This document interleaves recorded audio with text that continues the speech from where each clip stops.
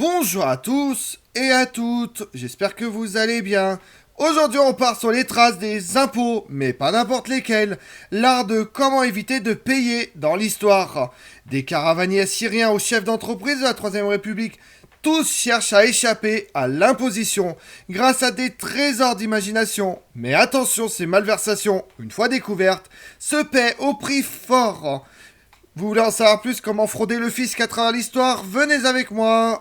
Au printemps dernier, le gouvernement a annoncé qu'il travaillait à une sanction d'indignité fiscale et civique. Une personne ayant commis une fraude fiscale aggravée pourrait être privée de réduction ou de crédit d'impôt et son droit de vote pendant une certaine durée. L'art de frauder le fisc, c'est-à-dire d'échapper à l'impôt ou d'en réduire le montant, est un exercice pratiqué avec constance depuis l'Antiquité. Dans son blog Brève mésopotamienne, la syriologue et directrice de recherche au CNRS, Cécile Michel, rapporte un très intéressant cas de contrebande pouvant être assimilé à une forme de fraude fiscale pratiquée au XIXe siècle avant Jésus-Christ par des marchands originaires de la ville d'Assour, sur le Tigre, sur le territoire de l'Irak actuel. L'étude d'archives privées découverte sur le site archéologique de Kultepe, l'ancienne ville hittite de Cannes, en Turquie, a révélé comment ces commerçants parcourant de grandes distances pour vendre de l'étain et des étoffes de luxe tentent d'échapper aux taxes sur les caravanes à régler aux postes douaniers des régions traversées, ainsi qu'aux impôts prélevés par les autorités anatoliennes. À leur risque et péril, en évitant les douaniers, ils ont en effet de grandes chances de croiser la route de brigands prêts à les détrousser. L'une de leurs méthodes favorites pour échapper au droit d'entrée consiste à ne déclarer qu'une partie de leurs marchandises, le reste étant transporté clandestinement, et les marchands d'écrire et de décrire par le menu la marche à suivre pour permettre aux caravaniers d'entrer dans la ville avec de petits paquets d'étain cachés sous leurs vêtements. Si le subterfuge semble parfois avoir réussi, cela ne protège pas pour autant les fraudeurs des dénonciations de leurs voisins ou concurrents.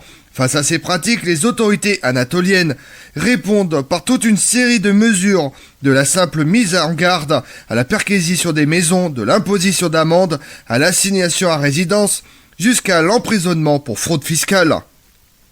Au IVe siècle avant Jésus-Christ, dans les cités-États de la Grèce antique, chaque contribuable doit payer en temps de guerre les sphoras d'exceptionnel. Cet impôt sur le capital touchant tous les biens mobiliers et immobiliers devient permanent.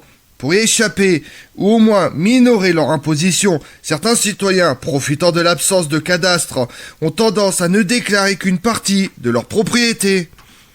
Un siècle plus tard, à Rome, sous le tribunat de Tiberius et Caius Gracchus, deux frères, issus de la haute noblesse romaine et élus tribuns de la plèbe à 10 ans d'intervalle, les fraudeurs ont la vie dure. Choqués par une situation économique et sociale favorisant les patriciens aux dépens des plus pauvres, Tiberius Gracchus fait voter en 133 la Lex Samponia, une loi agraire visant à limiter la possession de terres de chaque citoyen à 125 hectares, celle d'une famille à 250 hectares, et de redistribuer les autres aux plus modestes. Son application suscite la mise en place d'un système de fausses déclarations afin de minorer l'imposition sur la propriété foncière et sur les successions. Parmi les riches propriétaires romains usant de ce stratagème figurent au premier chef les sénateurs, adversaires acharnés de la réforme et de son auteur, qui instaure un climat d'une extrême violence. Tiberius le paie de sa vie. 10 ans plus tard, son frère Caius poursuit sa réforme en l'élargissant. Il est condamné à mort par le Sénat et assassiné à son tour en 121 avant Jésus-Christ.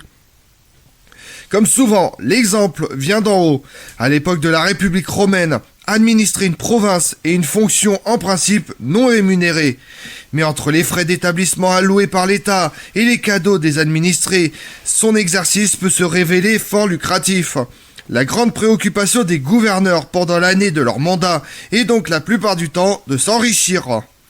Rendu célèbre par le brillant procès intenté par contusion contre lui par Cicéron au nom de ses anciens administrés, Vérès, l'ancien propriétaire de Sicile, incarne l'archétype de l'administrateur malhonnête et cruel, abusant honteusement de son pouvoir avant même l'énoncé du verdict. Il quitte Rome et s'enfuit à Marseille avec son butin, les œuvres d'art volées dans les temples et chez les particuliers. Condamné à l'exil, il se verra contraint de les restituer et de payer 40 millions de sesterces. Au Moyen-Âge, la première occurrence du mot fraude, issu du latin fraudus, est attestée au milieu du XIIIe siècle. Son dérivé, frauderie, désigne un ensemble de comportements allant de la mauvaise foi à l'abus, à l'extorsion et au mensonge. Autant d'activités documentées dans les sources au moment où s'affirme la monarchie française et que se développent les villes, les foires et les commerces, propices à toutes sortes de stratégies d'évitement des prélèvements sur la circulation et la commercialisation des marchandises, ou de tromperies sur le pesage, le mesurage et la monnaie. Le faux monnayeur, considéré comme coupable de crimes de lèse-majesté, encourt beaucoup de supplices atroces comme l'ébouillantement, suivi de pendaisons et de décapitations. Durant le XIVe siècle, au moment où les bourgeois des villes doivent déclarer leurs richesses immobilières et mobilières, ils rivalisent d'imagination dans le sud comme dans le nord du royaume de France pour réduire la taxation de leur patrimoine ou tenter de s'y soustraire. Ainsi à Arras, les échevins dissimulent la réalité de leurs revenus pour diminuer leur part dans le calcul de la taille au moyen de divers subterfuges. Sous-estimation de leur fortune, oubli de déclaration des biens de proches décédés, déclaration illisible ou présentation de garants muets, sans oublier la parade parfaitement licite constituant à donner tout ou en partie de ses biens à un parent clair de son état et par conséquent exempté d'impôts. De ruses connues, car ayant fait, en raison de leur étendue, l'objet d'une enquête diligentée en 1289 par le comte d'Artois, décide à lutter contre ces fraudes. Quant aux paysans aisés, dont l'essentiel de la richesse est constitué de bétail, il leur est très difficile de comptabiliser avec précision des troupeaux pris d'une impressible bougeotte. En 1305, dans le bailliage de Vermandois, un compte-rendu fait état de l'achat pour 100 sous d'une marmite afin de faire bouillir les faux monnayeurs de Montdidier. Leurs biens sont confisqués et reviennent aux princes ou aux rois lésés. Des cas de fraude dans la production de draps, de laine sont également fréquents en Flandre, l'une des premières régions textiles d'Europe pour lutter en partie contre ces malversations. Un système d'inspection très rigoureux est mis en place, garantissant la qualité des pièces et donc leur renommée internationale. En partie pour lutter contre ces malversations. Plus l'imposition s'étend à de nouveaux contribuables, en particulier sous le règne de Philippe le Bel, puis au XVe siècle, avec la mise en place de la taille royale, un impôt direct destiné à l'origine à financer une armée permanente. Et plus la fraude se développe, selon le mot de l'historien du droit et des institutions Florent Garnier, elle est investissement proportionnel à la puissance de l'État. Mais bien qu'assimilée à la traîtrise et porteuse de connotations diaboliques, Dante place les fraudeurs dans le 7e cercle de son enfer. La fraude, si l'on accepte le faux monnayage, est punie par des sanctions relativement légères. Pragmatique, l'État préfère infliger une amende aux contrevenants plutôt que de tarir la source de ses revenus et convaincre de la nécessité de l'impôt à la bonne marche du royaume. Cette relative indulgence se poursuit sous l'Ancien Régime. La gabelle, ou impôt sur la production agricole ou industrielle, dont la plus célèbre est la gabelle du sel, et dont plusieurs provinces, telles la Bretagne, sont exemptées, inspire à nos aïeux toutes sortes de manœuvres pour échapper à cette taxe comparable à notre TVA. Impopulaire dès l'époque médiévale, elle est devenue l'archétype de l'impôt injuste. Une simple amende ou la saisie du sel frappe généralement le fraudeur. En revanche, les peines encourues par les trafiquants amateurs occasionnels ou professionnels rodés à la contrebande sont sévères.